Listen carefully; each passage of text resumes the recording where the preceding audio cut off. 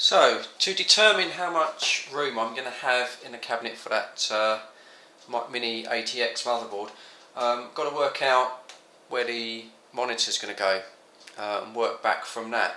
Fortunately, although this is a very old monitor, it does seem to have the Versa mount screws, holes there, pre-drilled into chassis, which I'm hoping might line up to the pre-cut board. If not, it's not so much of an issue. What is an issue though is obviously this is a stand mounted monitor, and there seems to be no quick release system I can see for the bottom of the actual stand mount.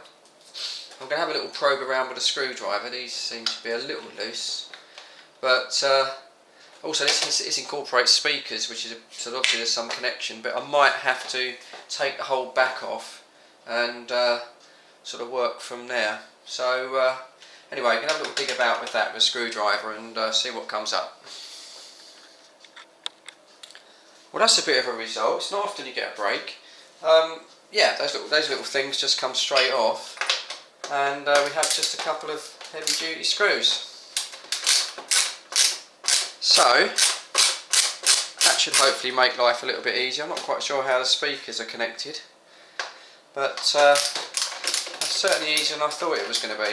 Right, I'll be back in a bit when I've got that disconnected. And there we go, as that Aussie bloke says, we're in like Flynn.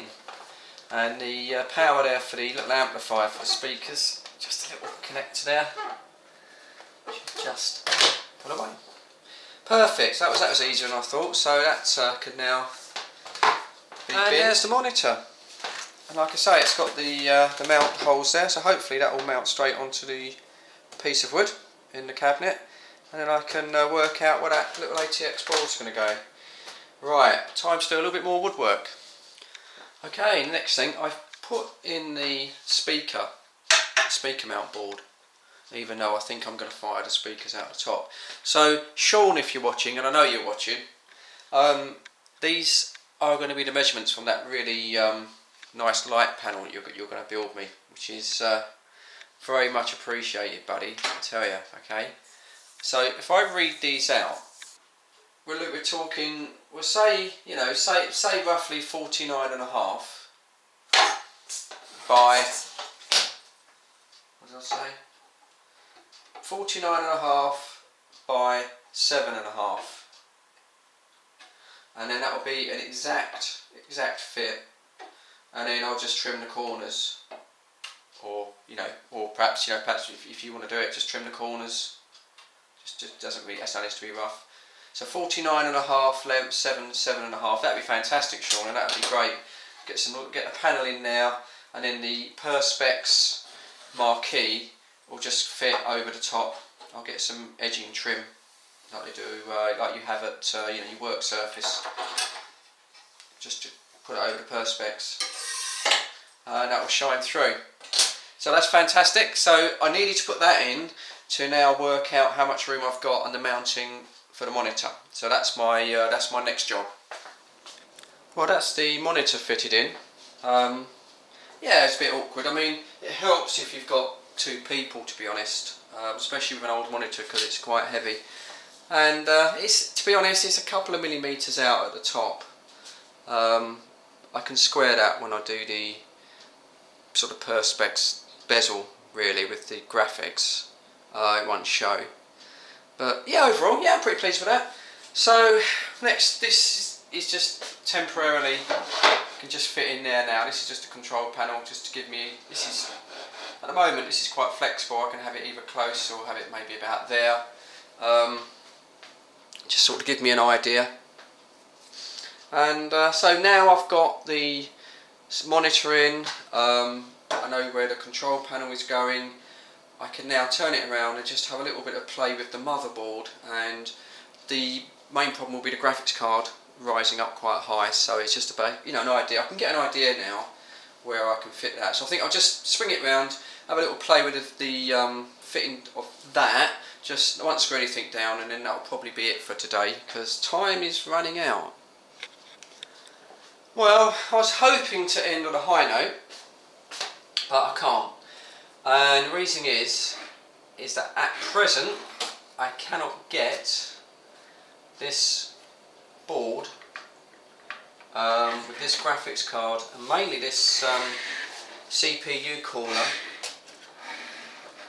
Can't get that to go underneath the monitor. I think if I have a smaller CPU cooler, and I think if that can slide under the monitor, then the graphics card here will fit, hopefully. I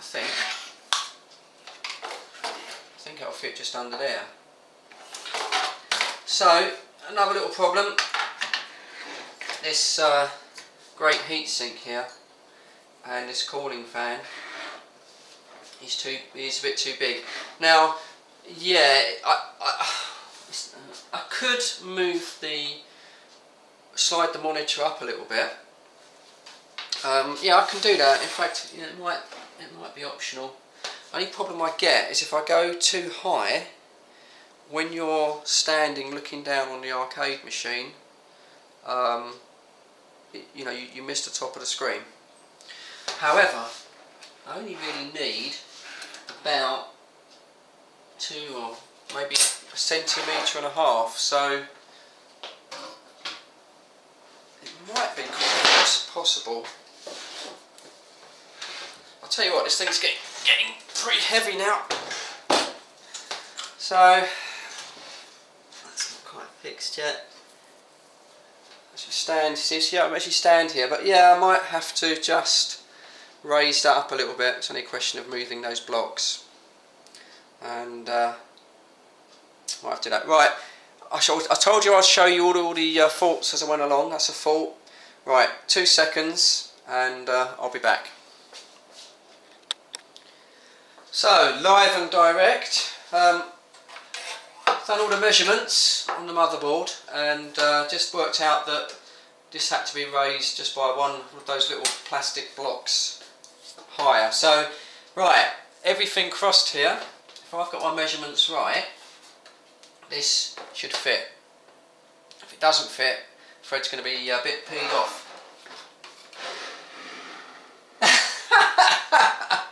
Oh, look at that! Can you see that?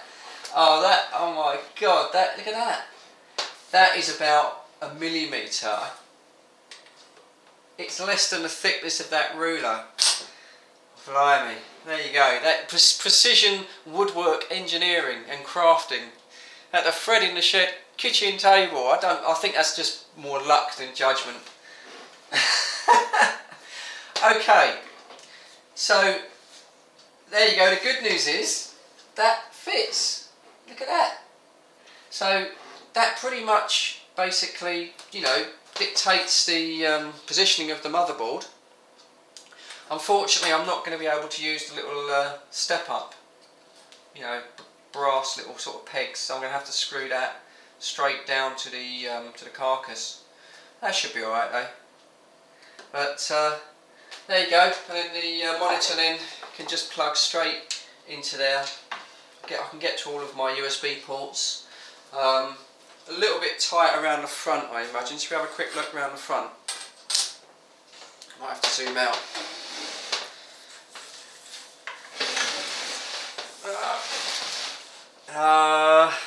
Yeah, okay. Hang on, maybe. Oh dear, I think I crowed too soon, didn't I? Yeah, we're going to have issues here, aren't we? Oh, bugger. No, it ain't going to work. Ain't going to work, guys, because look at that. Just doesn't fit. No, it's not going to work. Oh, what a shame. Oh well. Don't really want to raise that and have a gap. I could do. I mean, I could have it up to there, I suppose, but so okay. It looks like then we're going to have to change this cooler. Try and get something a bit smaller. So it works out that I think this cooler here and heatsink comes up to, from the base, about 95 millimeters there, 9.5 centimeters, and I reckon. No, it looks like it. No, I reckon I'm probably going to need that down to probably about 8 centimeters. So yeah, I'm going to need to get need it down probably to about there. So I'm going to need to, I'll have a look on eBay and need to get a, that's quite a nice thing, isn't it? Need to get a new heat sink and a cooling fan. I think Coolmaster do one that's quite flat. Unfortunately, I haven't got any older computers to nick one out of. So there you go. That's sort of, you know, these things happen. It's all about sort of solving problems as you go along. Another issue I've noticed is that obviously because the graphics card is not fixed into a case, that is very loose. Can you see that? So I'm going to have to come up with some kind of some kind of fixing structure or something on that to secure that as well, because that's going to be too loose, that's going to fall out. Right, okay, that's the problem. We'll solve that. That'll be on another video. Right, there's one final thing before I go. A guy commented, a new guy on the channel, I can't pronounce his signature, Bahoyo77, Bahoyo77, apologies if I've got that wrong, and he asked would I just give the dimensions of the cabinet, and obviously you may be planning to make one himself, so yeah, no problem. I'll basically just do that. Firstly is the width. Every panel is 50 centimeters, so the internal gap right across is 50 centimeters. This is obviously the control panel, so that is 50, and that's about 17 and a half. So that's 50 centimeters by 17 and a half. The lower control panel is 50 by 9.5. The speaker panel, I just have to move the camera up, my apologies. There we go. The speaker panel 50 by 8. So it's 50 centimeters by 8. The top panel, hopefully yeah, we can see that. Obviously 50 again. And that's 50 by 15. Yeah, that's probably about it. I mean, the sides, I can't lift by that one. Oh, this is getting heavy, guys. The size is dictated really to the design that you want to, you know, cut out. I suppose if you squared that off, I'll just do a rough calculation for you here. That would be approximately 45 centimeters by 58 centimeters.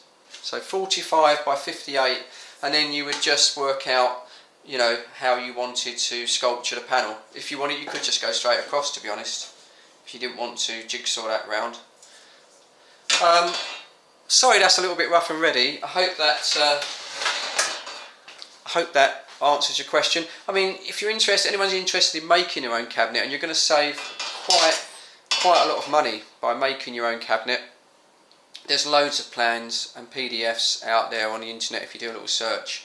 You know, if you find there's quite a few forums for making arcade machines. I think on video 1 I showed you the forum that I was looking at, and yeah, so you can sort of, you know, cut wood to your heart's content. Okay, sorry that was a bit rough and ready. I hope that answers your question. If you need to know any more dimensions or to measure it, anything else, then I'll do that as I'm going along. Right, going to cut out of this one now. Yeah, a few problems to solve. Cheers, thanks for watching, thanks for all the advice and the comments, keep them coming in. I'll try to get a little bit done maybe in the week, back to work and everything, so it might have to be a week's time now to make some progress. Hopefully the 1 terabyte hard drive will be in within the week, and then I can do a little bit of the software downloading and sort of crack on with that. Alright, thanks for watching. Look forward to seeing you all on the next video, but as for now, Fred in the Shed is gone. Bye bye now.